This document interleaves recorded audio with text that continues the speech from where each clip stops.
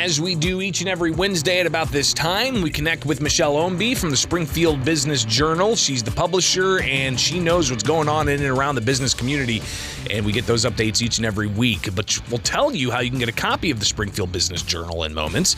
But Michelle, still great things happening in and around the area. I love myself a cup of coffee.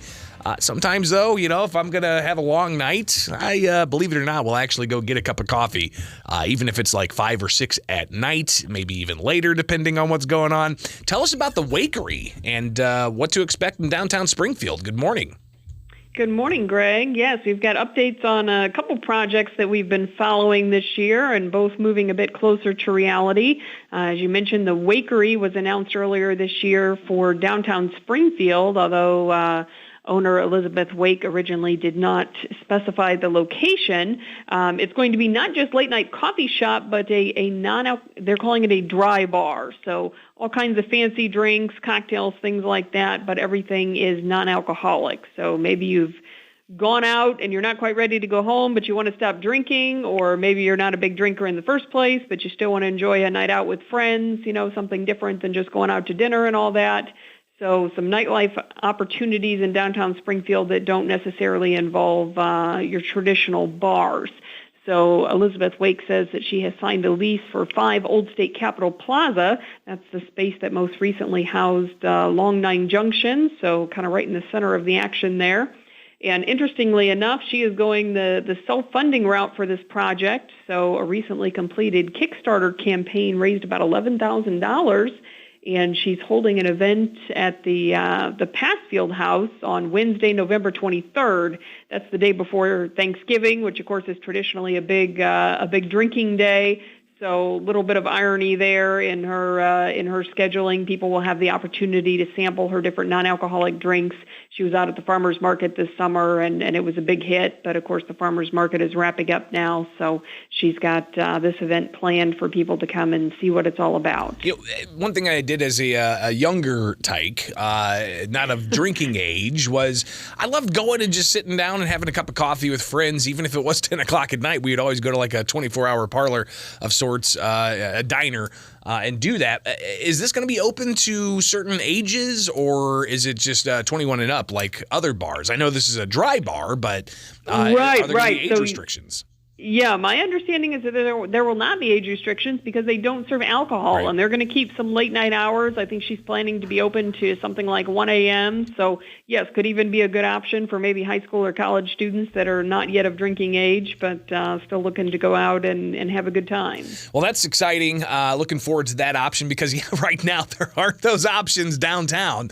It's either you're going into a bar that's got some music you're definitely not into, or going across the street and going into another bar that may not have the music you're into. All right, so looking forward to more about the Wakery here in the near future. We're talking with Michell Ownbey, publisher of the Springfield Business Journal. Some news on the University of Illinois looking at some new property. Tell us about that. Yes, well, speaking of getting more young people downtown, this could really be a catalyst project.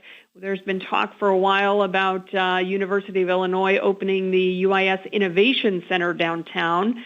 And earlier this year, we had talked about the fact that they have it's currently the Illinois Sheriff's Association building there at the corner of 4th and Washington. They are now scheduled to close on that by the end of this month or first part of November. They've got their state funding, all that good stuff. Renovations will take a while, so it'll probably be at least another year before it's open, but eventually it will be the new home for Innovate Springfield. They're going to relocate that, double the capacity of Innovate Springfield, but it's going to be a lot more than just that. They're going to have all kinds of different collaborations and different groups and organizations that can utilize space in that building. So again, hopefully that will be a real catalyst project, and we should start to see some work getting underway on that property in the near future. We'll keep an eye on that as well, and definitely look forward to updates with the Springfield Business Journal. We'll tell people how they can get a copy of that, including weekly updates, but let's talk about the Bank of Springfield Investing Services getting a new team member. Yes, so Meredith Ferguson, she previously had her own financial planning practice, Ferguson Financial, over on the west side of Springfield, and she has now joined BOS Investment Services and will be working out of their office in Chatham. Of course, they recently added Drew Davis and some of his staff to their team as well. So they've been on a roll lately, acquiring some of those smaller financial planning practices. And speaking of financial planning, the new issue of SBJ is out today. The November issue focuses on banking and financial planning. So we talked to some different area lenders and wealth management advisors to kind of get the lowdown on what the trends are. You know, those rising interest rates have really cooled off the mortgage, the home buying market, and particularly the refinancing market. The area bankers are saying they're seeing virtually no refinancings at this point, and people really aren't buying houses unless they have to, between the inventory shortage and the interest rates. But they're also seeing a lot more people paying down debt, also because of those rising interest rates and more savings. So not necessarily a bad thing. Kind of people are taking a little pause, perhaps being more cautious with their money, which is not all bad. Michell Ownbey, how can people get a copy of the Springfield Business Journal? Definitely get online at springfieldbusinessjournal.com. You can sign up for BizBytes. That's our newsletter that will be coming out later this afternoon, and that's free of charge with a roundup of what's happening every week in the business community. And, of course, you can also sign up to get the print edition delivered directly to your home or office. Greatly appreciated each and every Wednesday, checking in with Michell Ownbey, publisher of the Springfield Business Journal, and we'll talk again soon. Be safe out there. All right. Thanks, Greg. It is Springfield's